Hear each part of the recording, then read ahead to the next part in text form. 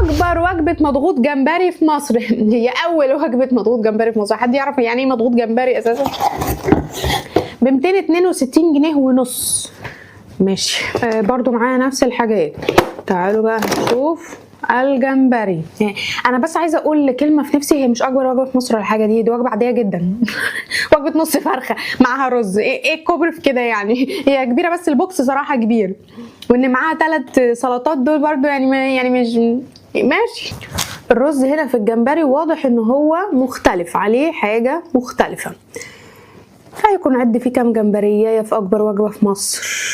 هنا الرز فيه جزر وشايفه فيه شبت. هنحاول نعد الجمبري بالتقريب. ادي 1 2 3 4 5. الجمبري وسط. 6 7 8 9 10 11 12 13 14 15، حوالي 15 16 جمبرية. حلو، لا عدد كويس. تعالوا بقى ناخد واحدة كده بالرز ونقول بسم الله. حلو.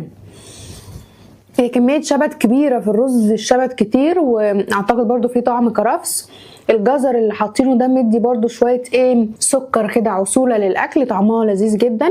الجمبري مستوي كويس أوي وطعمه حلو. اللي بيحب السي فود أكتر حاجة هيحب وجبة الجمبري دي.